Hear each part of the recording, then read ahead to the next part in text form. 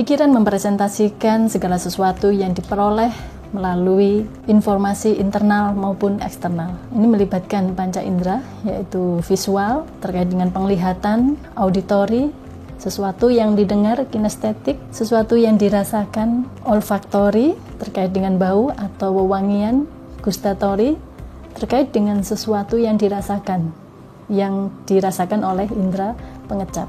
Karena kemampuan mempresentasikan dari panca indera tersebut, maka membuat seseorang itu memiliki perbedaan-perbedaan yang unik dan bisa memberdayakan dirinya, bisa untuk mengembangkan diri jika tahu caranya, bagaimana cara memaksimalkan atau cara mengatasi sebuah permasalahan dengan memanfaatkan informasi-informasi yang diterima oleh panca indera.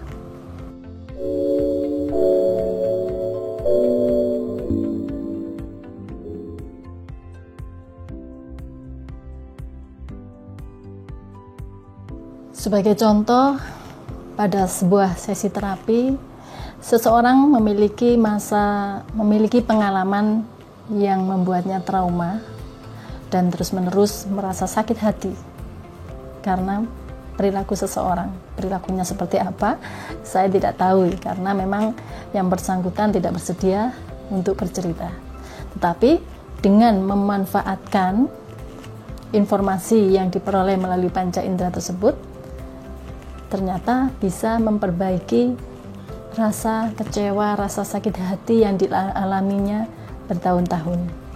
Waktu itu, start awal, dia mengatakan ada rasa kecewa, ada rasa tidak nyaman terhadap seseorang.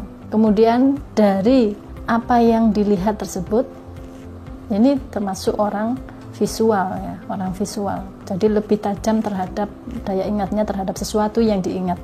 Kemudian saya sampaikan, bayangkan wajah orang itu, saat membayangkan itu kelihatan, benar-benar rasa kecewa itu nampak dari ekspresi wajahnya. Bayangkan wajah orang itu, dan wajahnya ternyata berubah dalam hitungan ketiga, berubah menjadi lucu. Kalau orang ini misalnya suka Mickey Mouse, wajahnya seperti Mickey Mouse, wajahnya berubah menjadi lucu. Maka sebagai seorang visual, dia bisa membayangkan wajah orang yang menyebalkan itu tiba-tiba dalam hitungan menit, bahkan detik, berubah seperti wajah Mickey Mouse. Dan si Mickey Mouse ternyata malu-malu, semakin lucu tingkahnya. Dia membayangkan, itu orang-orang visual. Pengalaman yang lama melihat orang itu menjadi sakit hati. Tetapi begitu diubah, karena dia visual, maka dia menjadi nyaman. Begitu ingat orang tersebut, akhirnya yang terjadi adalah biasa saja, netral. Rasa sakit hatinya menjadi netral. Bahkan saat wajah orang tersebut dilekatkan dengan wajah Mickey Mouse, saat disebutkan nama orang tersebut atau dibayangkan gitu ya, maka dia menjadi tersenyum, biasa saja gitu ya. Ini contoh untuk meningkatkan nafsu makan anak yang susah makan. Buatlah kreasi, meskipun menunya menu sehari-hari. Misalnya membuat sayur sop, kemudian ayam goreng. Ini pengalaman saya ya. Saya cetak dengan cup es krim. Terus saya bilang sama anak saya, ayo makan yuk. Mama hari ini bikin nasi es. Penasaran. Bahkan temannya yang mendengar juga penasaran, nasi es gimana sih? Pokoknya enak. Nah, di situ akan melibatkan gustatori. Indera pengecapnya mulai seakan-akan merasakan, karena ini terkait dengan menstimulus nafsu makan. Dia mulai membayangkan, ya enak ya. Terus visualnya main, es krim. Kok nasinya kayak es krim? Apa nasinya dicampur es krim? Membayangkan, visualnya main gitu ya.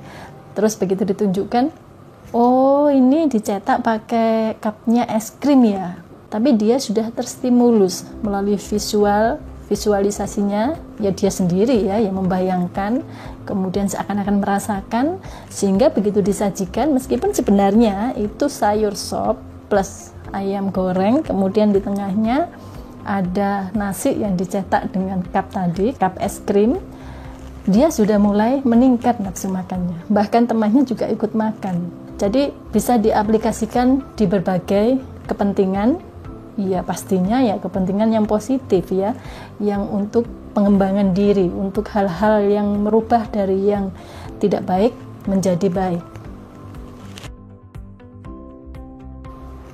Dulu waktu SMA, saya punya teman sebangku, cewek, cantik, sangat cantik bagi saya ya. Tetapi dia jarang mandi, sehingga bau campur-campur itu ya. Kemudian setiap saya sarankan mau sekolah mandi dulu, itu nggak ngefek, tetap saja dia nggak mandi. Dan setiap hari ya tentu saya saya mencium bau yang tidak sedap tersebut. Ini kalau dibiarkan, tentu kita merasa nggak nyaman. Sementara yang bersangkutan tidak ingin melakukan perubahan, tetap saja setiap mau sekolah nggak mandi, dan rambutnya pun acak-acakan. Padahal sangat cantik. Bagaimana cara merubah agar kita tetap nyaman meskipun kondisinya tetap sama? Ini terkait dengan bau, berarti olfaktori. Bayangkan saja, oh mungkin ini mengubah sudut pandang ya, mungkin ini merupakan parfum favoritnya dia, pewangian yang dia sukai, sehingga setiap hari kalau dia bau agak-agak kecut, agak-agak ya memang nggak sedap sih ya, bukan agak, memang nggak sedap, itu dia tetap nyaman, tetap pede.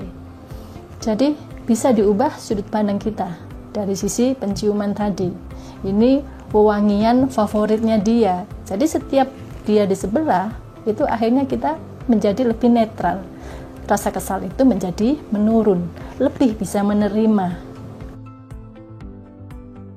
Saat diimplementasikan kepada pemasaran produk, kita bisa mengamati iklan-iklan atau foto-foto gitu ya. Kalau makanan ya di foto yang sangat bagus, karena saat orang visual yang melihat itu akan cepat membuat dia tertarik dengan makanan tersebut, karena fotonya saja sudah sangat menarik.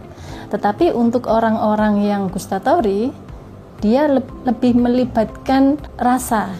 Jadi dalam tulisan itu rasa lezatnya sampai ke tulang. Terus dia membayangkan rasa lezatnya sampai ke tulang tuh gimana sih? Dia mulai membayangkan gitu ya. Jadi kalimat-kalimatnya itu mewakili siapapun yang melihat iklan itu bisa tertarik, baik orang visual, auditori. Kalau dari gambar ya tidak memungkinkan dengan suara. Tapi bisa diwakilkan dengan tulisan. Misalnya begitu digigit keras.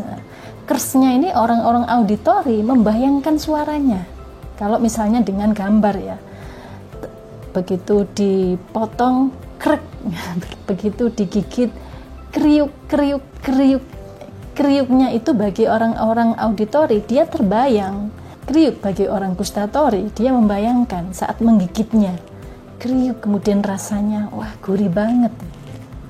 Bagaimana dengan orang-orang olfaktori yang lebih ke bau dan aroma ya, lebih ke aroma, pembauan, penciuman.